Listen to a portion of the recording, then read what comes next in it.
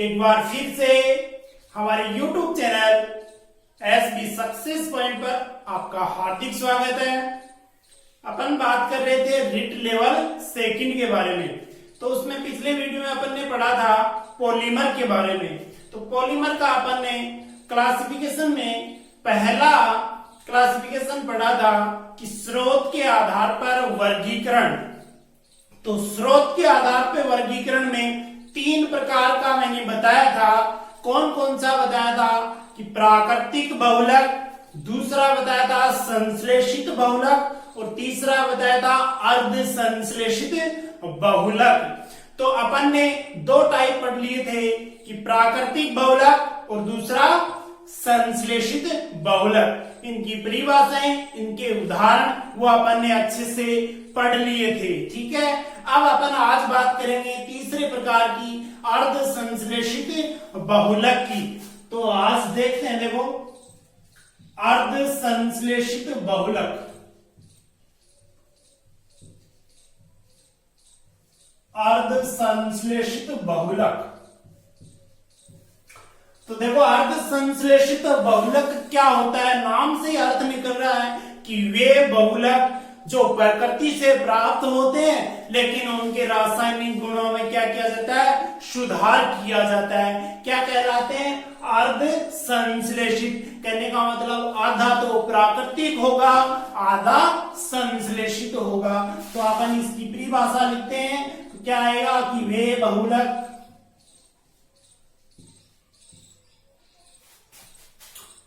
जो प्रकृति से प्राप्त होते हैं,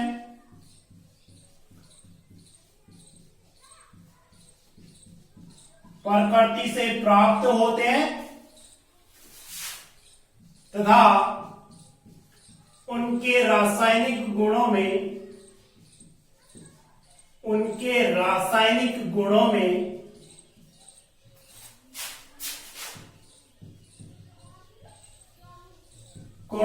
सुधार किया जाता है, सुधार किया जाता है। क्या कहलाते हैं, अर्ध संश्लेषित बहुलक कहलाते हैं। अर्ध संश्लेषित बहुलक कहलाते हैं। ठीक है, परिभाषा समझ में आ गई होगी कि वे बहुलक जो प्रकृति से प्राप्त होते हैं और उनके रासायनिक गुणों में क्या किया जाता है, सुधार किया जाता है। क्या कहलाते हैं, अर्ध संश्लेषित बहुलक। परिभाषा नहीं पूछते, इनके उदाहरण है वो बहुत इंपॉर्टेंट है, इसलिए उदाहरण को ध्यान से देखेंगे कि इसके एग्जाम्पल क्या होंगे। जैसे वल्कनिक अर्थ रबड़ है, तो अपन ने पीछे पढ़ा था कि क्या पढ़ा था कि वे बहुलक जो प्राकृतिक बहुलक होते हैं, कि प्राकृतिक बहुलकों की क्या होती है, प्रत्यास्थता और तन्यता क्या होती है, कम होती है। और प्रत्यास्थता और तन्यता बढ़ाने के लिए प्राकृतिक रबड़ को सल्फर के साथ गर्म किया जाता है, तो उसकी प्रत्यास्थता और तन्यता बढ़ जाती है। क्यों? क्योंकि उसमें तिर्यक बंध बन जाते हैं। और बहुलक क्या कहलाता है, वल्कनिक अर्थ बहुलक कहलाता है या वल्कनिक अर्थ रबड़ कहलाता है। तो एग्जाम्पल क्या होगा इसका, वल्कनिक अर्थ, वल्कनिक अर्थ रबड़। ठीक है, सीधा सा है कि प्रकृति से प्राप्त होगा क्योंकि ये प्राकृतिक रबड़ था, लेकिन इसकी प्रत्यास्थता और तन्यता बढ़ाने के लिए इसको सल्फर के साथ गर्म किया तो उसमें तिर्यक बंध बने, इसलिए कौन सा रबड़ कहला, वल्कनिक अर्थ रबड़। यानी इसके रासायनिक गुणों में क्या किए थे, सुधार किया था, इसलिए ये क्या कहलाएगा, अर्ध संश्लेषित बहुलक कहलाएगा। इसके बाद में एक एग्जाम्पल आता है सेलोफेन, एक आता है लेदर, एक आता है cellulose diacetate, cellulose diacetate. ये एग्जाम्पल पूछे जाते हैं कि देखो ये उदाहरण मान लो, ये जो भी एग्जाम्पल दे रखे हैं ये चार ऑप्शन में दे देंगे कि निम्न में से कौन सा अर्ध संश्लेषित बहुलक है, तो तीन तो डिफरेंट दे देंगे, एक इसमें से दे देंगे, तो उसका आंसर क्या हो जाएगा, आप आसानी से सोल्व कर सकते हैं। ठीक है, तो अब अपन बात करेंगे ये जो बहुलक जो वर्गीकरण अपन ने पढ़ रहे थे, तो उसमें पहला वर्गीकरण पढ़ा था कि स्रोत के आधार पे, वो कंप्लीट हो गया है। अब सेकंड अपन पढ़ते हैं एकलकों के आधार पे। एकलकों के आधार पे बहुलक कितने प्रकार के होते हैं, तो वो मैंने बताए थे 2 प्रकार के होते हैं। एक तो होता है समबहुलक और एक होता है सहबहुलक। तो समबहुलक क्या होगा, तो नाम से अर्थ निकल रहा है कि समबहुलक यानी वे बहुलक जिनमें एक ही प्रकार की एकलक इकाई पाई जाती है, क्या कहलाते हैं, समबहुलक कहलाते हैं। तो वर्गीकरण का सेकंड आधार क्या है, एकलकों के आधार पर। एकलकों के आधार पर, ठीक है, यानी एकलक इकाइयों के आधार पर, यानी एक ही प्रकार की एकलक इकाई जुड़ी रहेंगी तो वो क्या कहलाएंगे, समबहुलक। और एक से अधिक प्रकार की एकलक इकाई जुड़ी होंगी तो क्या कहलाएगा, सहबहुलक कहलाएगा। तो अपन इसको एक साथ पढ़ लेते हैं। ये तो क्या होगा, समबहुलक होमोपोलीमर। दूसरा क्या होगा, सहबहुलक, जिसे क्या बोलते हैं, विषम बहुलक भी बोलते हैं, कोपॉलीमर। ओके, अब देखो समबहुलक नाम से अर्थ निकल रहा है, आधार क्या है, एकलक इकाइयों के आधार पर। कहने का मतलब क्या होगा कि वे बहुलक जो एक ही प्रकार की एकलक इकाइयों से बने होते हैं क्या कहलाते हैं, समबहुलक कहलाते हैं। तो अपन क्या लिखेंगे समबहुलक के अंदर कि वे बहुलक जो एक ही प्रकार की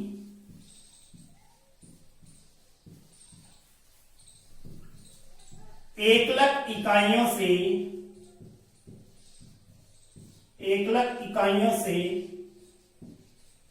मिलकर बने होते हैं, मिलकर बने होते हैं, क्या कहलाते हैं, समबहुलक कहलाते हैं, समबहुलक कहलाते हैं। ठीक है, ये तो हो गया एक ही, इतना ध्यान में रखना, एक ही प्रकार की एकलक इकाइयों से मिलकर बने होते हैं। दूसरा देखो सहबहुलक, तो परिभाषा क्या होगी, या इसे क्या बोलते हैं, विषम बहुलक भी बोलते हैं। क्या बोलते हैं, विषम बहुलक। यानी परिभाषा क्या होगी कि वे बहुलक जो एक से अधिक प्रकार की एकलक इकाइयों से मिलकर बने होते हैं क्या कहलाते हैं, विषम बहुलक या सहबहुलक कहलाते हैं। तो अपन लिख लेते हैं कि वे बहुलक जो एक से अधिक प्रकार की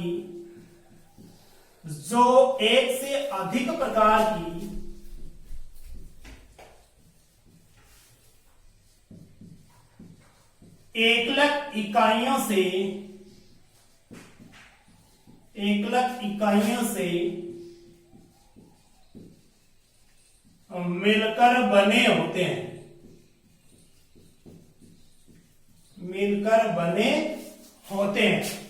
क्या कहलाते हैं, सहबहुलक कहलाते हैं या विषम बहुलक कहलाते हैं। ठीक है, अब इंपॉर्टेंट बात आती है इनके एग्जाम्पल की। एग्जाम्पल ही इनमें क्या होता है, सबसे इंपॉर्टेंट होता है। तो देखो इसका, देखो समबहुलक के एग्जाम्पल कौन से होंगे और सहबहुलक के एग्जाम्पल कौन से होंगे। तो इनको रटना नहीं है, ये सीधे ध्यान में रखनी है कि देखो समबहुलक परिभाषा में क्या रहा है, एक ही प्रकार की एकलक इकाई, जिसमें एक ही प्रकार की एकलक इकाई होती है वो तो समबहुलक। और एक से अधिक प्रकार की हो, यानी किसी में 2 प्रकार की होती है, किसी में 3 प्रकार की होती है। देखो एक प्रकार की एकलक इकाई होंगी वो तो समबहुलक के अंदर आएंगे, और एक से अधिक प्रकार की होंगी वो विषम बहुलक।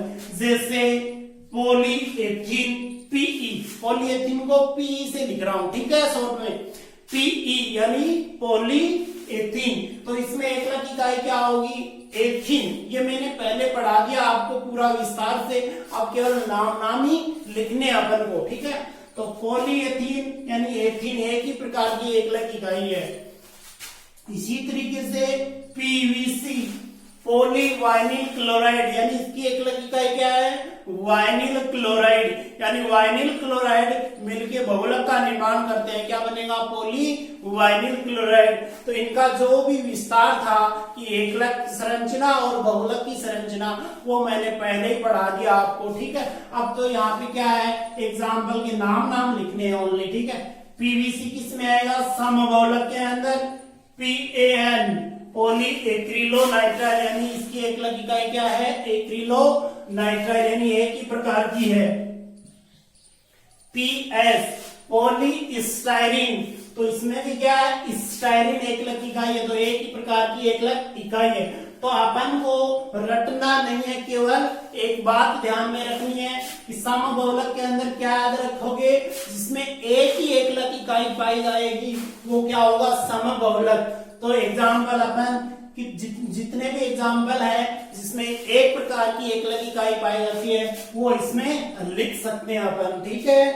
अब देखो सहबहुलक या विषम बहुलक, इसमें क्या होगा कि एक से अधिक प्रकार की एकलक इकाई पाई जाएगी, ठीक है। तो एक से अधिक प्रकार की एकलक इकाइयों के एग्जाम्पल कौन से बहुलक होते हैं?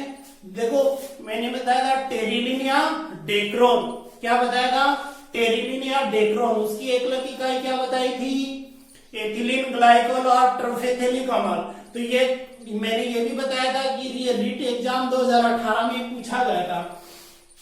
तो इसके अंदर देखो एग्जाम्पल क्या हो जाएगा? टेरिलिन या डेक्रोन। टेरिलिन या डेक्रोन, इसमें एक से अधिक प्रकार की एकलक इकाई है, इसलिए ये एग्जाम्पल ये नाम न देके दूसरा नाम भी बताया था। टेरिलिन या डेक्रोन को क्या कहते हैं? पॉलीएस्टर कहते हैं। क्या कहते हैं? पॉलीएस्टर। तो पॉलीएस्टर नाम भी दे सकता है। इसके बाद में देखो नाइलॉन 66, नाइलॉन 66। तो नायलॉन 6 इसमें भी दो प्रकार की एकलक इकाई थी, बताई थी। कौन कौन सी बताई थी? एक तो बताई थी एडिपिक अम्ल और एक बताई थी हेक्सामेथिलीन डायमीन। तो इसमें देखो दो प्रकार की एकलक इकाई है, तो क्या हो जाएगा? सहबहुलक हो जाएगा, ठीक है। और नायलॉन 66 नाम न देगी, इसका दूसरा नाम मैंने बताया था। क्या बताया था?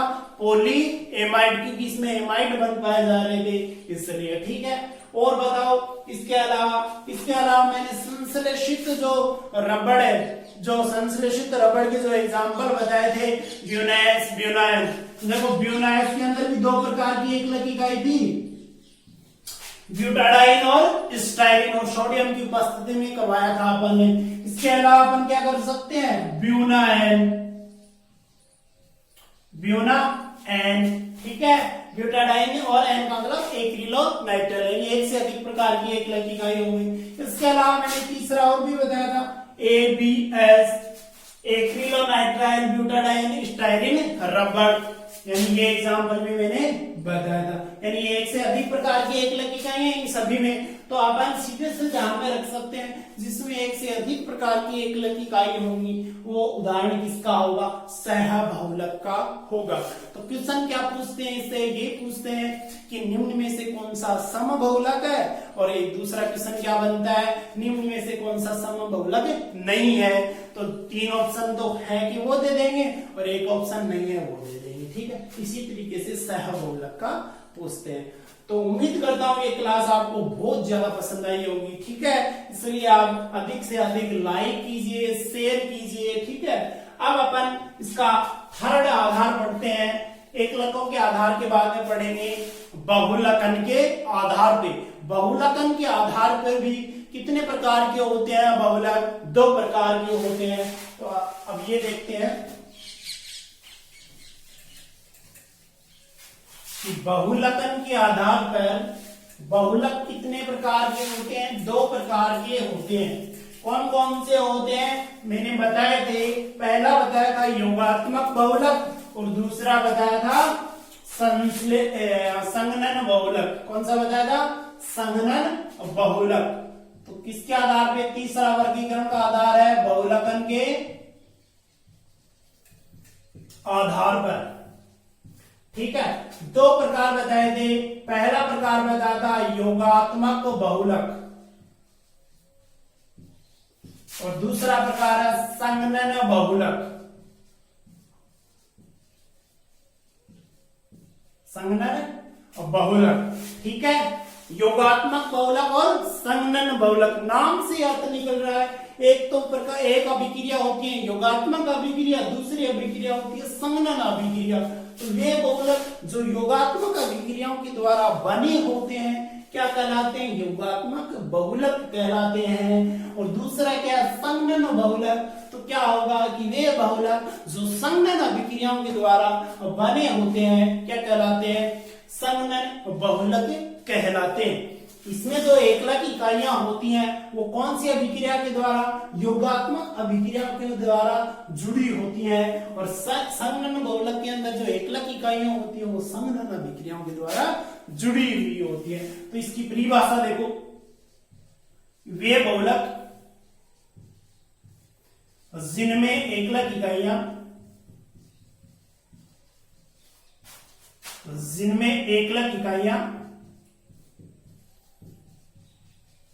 योगात्मक अभिक्रिया के द्वारा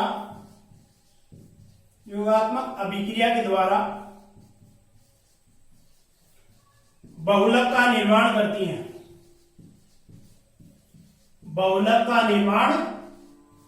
करती हैं। क्या कहलाती हैं? अब योगात्मक बहुलक कहलाते हैं। ठीक है, अब दूसरा देखो संघनन बहुलक, यानी परिभाषा क्या होगी इसमें? तो क्या आया? योगात्मक अभिक्रिया, एकलक इकाई योगात्मक अभिक्रियाओं के द्वारा। इसमें क्या होगा? एकलक इकाई संघनन अभिक्रियाओं के द्वारा, यानी वे बहुलक जिनमें एकलक इकाइयां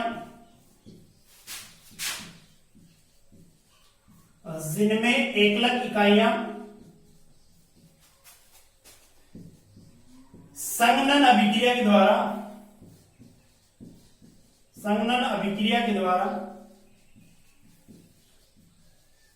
बहुलक का निर्माण करती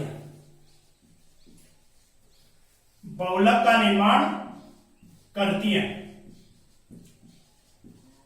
संघनन बहुलक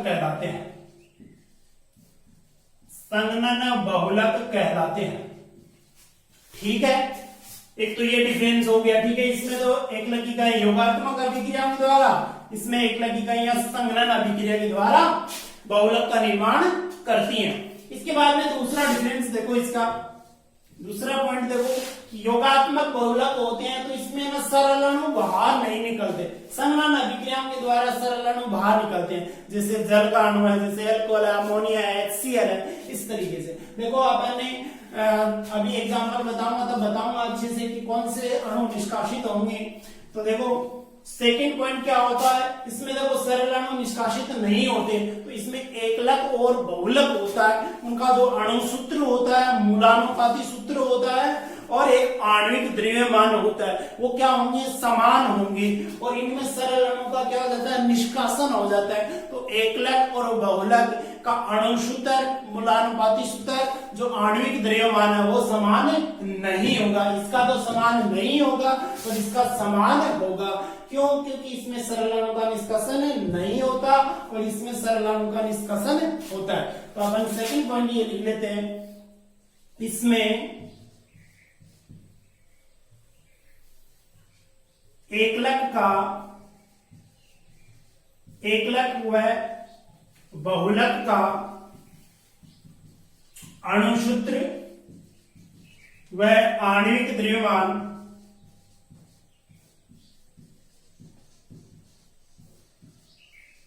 समान होते हैं या पूर्ण गुणांक में होते हैं। ठीक है, इसके बाद में सेकंड पॉइंट क्या होगा इसका? देखो, इसमें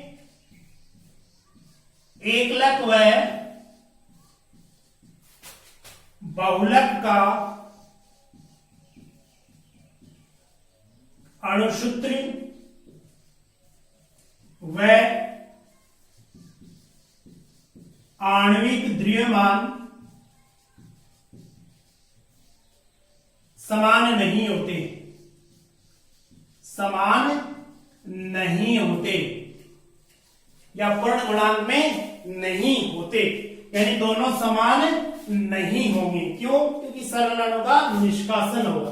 तो थर्ड पॉइंट लिख लेते हैं, इनका जो एकलक और बहुलक है उन दोनों का क्या होता है, मूलानुपाती सूत्र होता है। एकलक व बहुलक का मूलानुपाती सूत्र समान होते हैं, ठीक है, समान। और इसका थर्ड पॉइंट क्या होगा,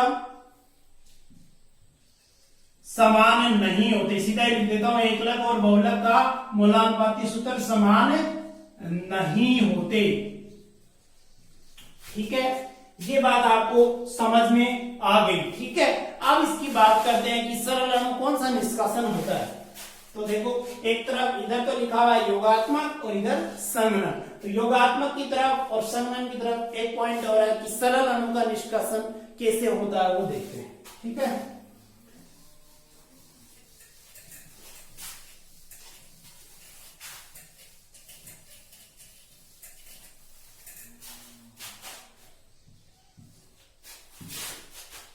चौथा पॉइंट था, इसमें क्या होगा, सरल अणुओं का निष्कासन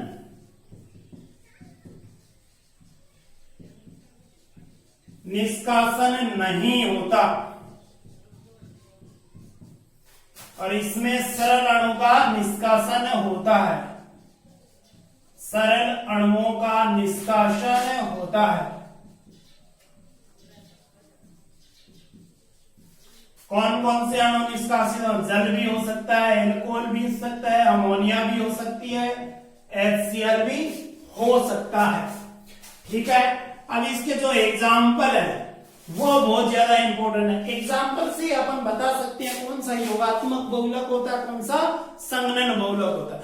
योगात्मक बहुलक उसे कहेंगे जिसमें क्या हो, एकलक इकाई में असंतृप्त अणु होता है। क्या होता है, असंतृप्त अणु होता है। असंतृप्त अणु क्या होगा, असंतृप्त अणु दो ही प्रकार के होते हैं, एक तो होता एल्कीन और एक होता एल्काइन। तो अपन को क्या करना है, एल्कीन देखनी। क्या देखनी है, एल्कीन। इसमें क्या होता है, असंतृप्त अणु होते हैं, असंतृप्त अणु वाले यौगिक, ठीक है। असंतृप्त अणु जिसमें भी है, जिस भी एकलक इकाई या जिस भी बहुलक के अंदर, वो क्या होगा, योगात्मक बहुलक होगा। जैसे एग्जाम्पल, जैसे पॉलीएथीन है, तो उसके अंदर देखो एकलक इकाई के अंदर क्या है, डबल बॉन्ड है, CH2 डबल बॉन्ड CH2।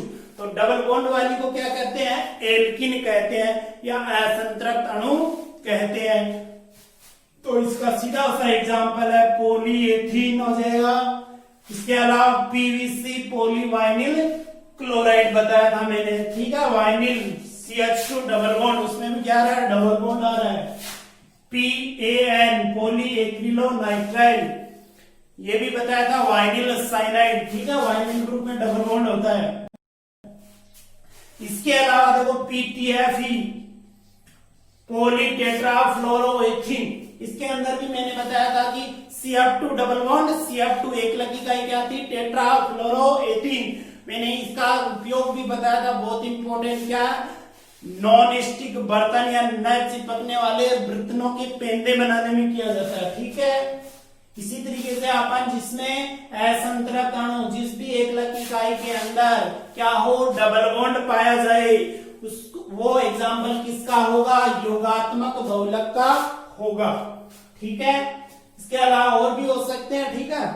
अब देखो इसके अंदर संघनन बहुलक, संघनन बहुलक के अंदर क्या होगा, सरल अणु का निष्कासन होता है। तो सरल अणु का निष्कासन में मैंने पहले बताया था कि जैसे अपन ने संश्लेषित रेशे पढ़ाए थे, इसके एग्जाम्पल क्या पढ़े थे, नायलॉन 6 टेरिलिन या डेक्रोन। तो टेरिलिन या डेक्रोन की जो एकलक इकाई बताई थी मैंने, क्या बताई थी, एथिलीन ग्लाइकोल और ट्रफेथेलिक अम्ल बताई थी। एथिलीन ग्लाइकोल का तो H और ट्रफेथेलिक अम्ल है उसका OH क्या निकल जाता है, जल अणु, यानी जल का अणु बाहर निकल जाता है, यानी H2 का अणु, H2O का अणु। तो सरल अणु का क्या हो रहा है, उसमें निष्कासन हो रहा है, तो इसमें संघनन बहुलक के अंदर इसका एग्जाम्पल हो जाएगा टेरिलीन या डेक्रोन, या इसे क्या कहते हैं, पॉलिएस्टर बोलते हैं। इसी तरीके से नायलॉन 6 के अंदर भी क्या निकला था, पानी निकला था, इसलिए इसका क्या हो जाएगा, एग्जाम्पल हो जाएगा कि संघनन बहुलक के एग्जाम्पल टेरिलीन या डेक्रोन और नायलॉन 6। इसके अलावा जिसके अंदर सरल अणु का जो निष्कासन होता है वो एग्जाम्पल कंप्लीट इसमें आ जाएंगे। इसके बाद में जो चौथा आधार है वो था संरचना के आधार पे। संरचना के आधार पे अपन ने 3 प्रकार से पढ़े थे कि रेखीय बहुलक, साखित श्रृंखला बहुलक और त्रियकबद्ध बहुलक। अब अपन नेक्स्ट वर्गीकरण की बात करते हैं। तो देखो संरचना के आधार पे कितने प्रकार के होते हैं, 3 प्रकार के होते हैं। संरचना के आधार पर, ठीक है, पहला कौन सा बताया, रेखीय बहुलक।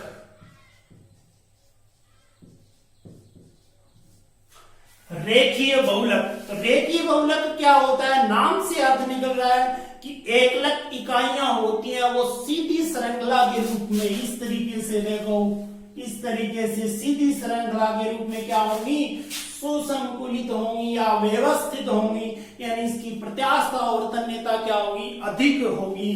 तो देखो रेखीय बहुलक यानी वे बहुलक जिसमें एकलक इकाइयां परस्पर संयुक्त होकर सीधी श्रृंखला का निर्माण करती है, क्या कहलाती है, रेखीय बहुलक कहलाते हैं। तो रेखीय बहुलक की परिभाषा लिखते हैं कि वे बहुलक जिसमें एकलक इकाइयां परस्पर संयुक्त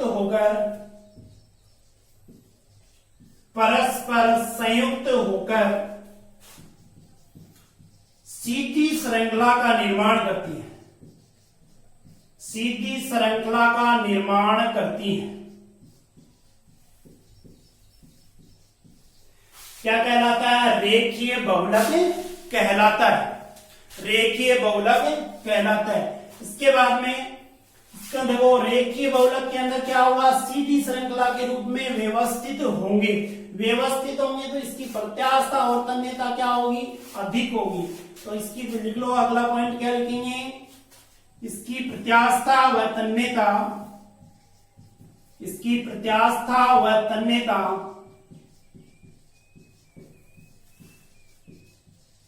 अधिक होती है, अधिक होती है। एग्जाम्पल की बात करें तो इसमें देखो पॉलीथीन बताएगी, उसमें 2 घनत्व की पॉलीथीन होती है, एक तो उच्च घनत्व पॉलीथीन और एक निम्न घनत्व पॉलीथीन। तो इसमें क्या होगी, सीधी श्रृंखला के रूप में क्या होते हैं, व्यवस्थित होते हैं। तो इसमें उच्च घनत्व होता है तो हाई डेंसिटी पॉलीएथीन होगी, हाई HDPE, हाई डेंसिटी पॉलीएथीन। इसके अलावा जैसे सीधी श्रृंखला के रूप में होते हैं जैसे PVC है, पॉलीवाइनिल, PVC यानी पॉलीवाइनिल क्लोराइड है, PAN पॉलीएक्रिलोनाइट्राइल है, यानी ये एग्जांपल हो जाएंगे सीधी श्रृंखला वाले। इसके बाद में सेकंड प्रकार आता है अपना, कौन सा आता है, साखित श्रृंखला बहुलक। उसमें क्या निकलेंगी, शाखाएं निकलेंगी बीच में। इसमें तो ये क्या होता है, सीधी श्रृंखला के रूप में व्यवस्थित होता है। तो सेकंड प्रकार देखते हैं इसका,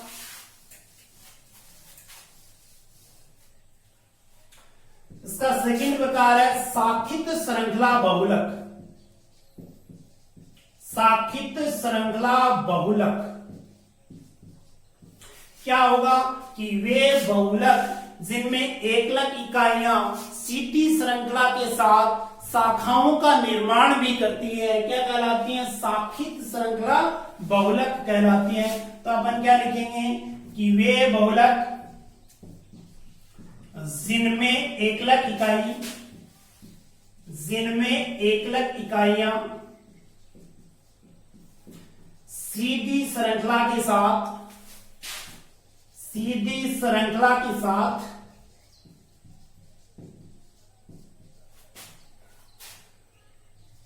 शाखाओं का निर्माण भी करती हैं, शाखाओं का निर्माण भी करती हैं। क्या कहलाता है? शाखित श्रृंखला बहुलक। जिससे मान लो ये है, अब इसके अंदर इस तरीके से शाखाएं निकलेंगी, ठीक है, ये क्या हो गया? शाखित श्रृंखला बहुलक हो गया। इसमें एग्जाम्पल देखो, इसमें एग्जाम्पल में उसमें उच्च घनत्व पॉलीथीन भी, इसमें क्या है? ये निम्न घनत्व लो डेंसिटी पॉलीएथीन। इसके अलावा दो एग्जाम्पल और आते हैं इसमें, वो आपको याद रखने हैं। तो क्या कौन से आते हैं? एक तो आता है एमाइलोपेक्टिन। क्या आता है? एमाइलोपेक्टिन। इसको बस याद रखना है। इसकी संरचना के बारे में आप को नहीं जानना है, क्योंकि श्रृंखला 11-12 के अंदर उच्च लेवल के अंदर आती है, तो उसको ध्यान में नहीं रखना, अपन को बस केवल एग्जाम्पल ध्यान में रखने हैं। इसके अलावा आता है ग्लाइकोजन। जो एमाइलोपेक्टिन की जो संरचना होती है वो ग्लाइकोजन की होती है। तो शाखित श्रृंखला बहुलक होता है, उसमें 3 एग्जाम्पल आते हैं, एलडीपी, एमाइलोपेक्टिन और ग्लाइकोजन, ठीक है।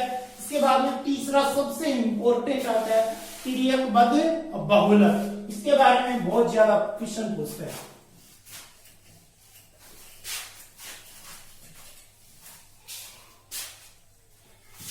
तीसरा क्वेश्चन है, तीसरा प्रकार है तिर्यकबद्ध या जालयुक्त बहुलक। तिर्यकबद्ध या जालयुक्त बहुलक यानी वे बहुलक। क्या होगा? वे बहुलक जिसके अंदर क्या होंगी? एकलक इकाइयां आपस में क्या होंगी? तिर्यकबद्ध, यानी तिर्यकबद्ध उपस्थित होंगे। जैसे अपन ने प्राकृतिक रबड़ को सल्फर के साथ गर्म किया था, तो उसमें सल्फर आपस में जुड़ के तिर्यकबद्ध का निर्माण किया था। इसी तरीके से इसके अंदर भी क्या होगा? तिर्यकबद्ध या जालयुक्त बहुलक बनेगा। तो क्या होगा कि वे बहुलक जिनमें एकलक इकाइयां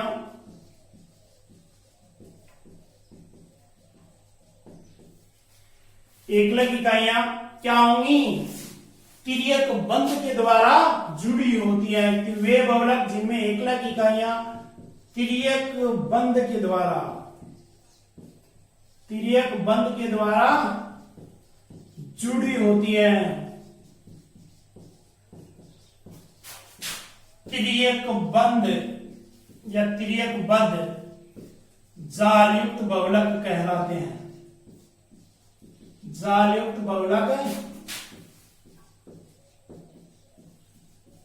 कहलाते हैं। जिससे मान लो ये सीधी श्रृंखला, अब इसमें क्या होगा? बीच में बंद पाए जाएंगे, इस तरीके से तिर्यकबद्ध उपस्थित हो गई, इसलिए इसकी प्रत्यास्थता और तन्यता क्या होगी? अधिक होगी। तो देखो इसका अगला कैरेक्टर क्या होगी? इसकी प्रत्यास्थता और तन्यता अधिक होगी, उच्च होगी। और प्रथम वाला बताया था मैंने, उसकी भी उच्च बताई थी, लेकिन इसकी क्या होगी? प्रत्यास्थता और तन्यता बहुत अधिक, सबसे अधिक होती है तीनों में। तो किसकी होगी? तिर्यकबद्ध बहुलक की। दूसरे नंबर पे किसकी होगी? रेखीय बहुलक की। और सबसे कम तन्यता और प्रत्यास्थता किसकी होती है? शाखित श्रृंखला बहुलक की होती है। अब इसमें एग्जाम्पल की बात करें तो एग्जाम्पल बहुत इंपॉर्टेंट है। तिर्यकबद्ध या जालयुक्त बहुलक, जिससे वल्कनीकृत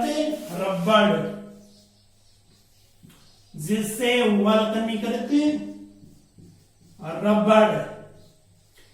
एक एग्जाम्पल वो सबसे इंपॉर्टेंट है बेकेलाइट, उसके बारे में अपन कल पढ़ेंगे विस्तार से अगले नेक्स्ट वीडियो में। तो देखो यहाँ पे सीधा एक नाम लिख लेते हैं। क्या लिख लेते हैं? नाम। तो क्या हो जाएगा? बेकेलाइट। कौन सी लाइट? बेकेलाइट। तो देखो तिर्यकबद्ध या जालयुक्त बहुलक एग्जाम्पल क्या होंगे? वल्कनीकृत रबड़ या बेकेलाइट। बेकेलाइट का दूसरा नाम होता है फिनोल फॉर्मेल्डिहाइड रेजिन, वो अपन नेक्स्ट वीडियो में बात करेंगे। ठीक है, आज के लिए इतना ही काफी है।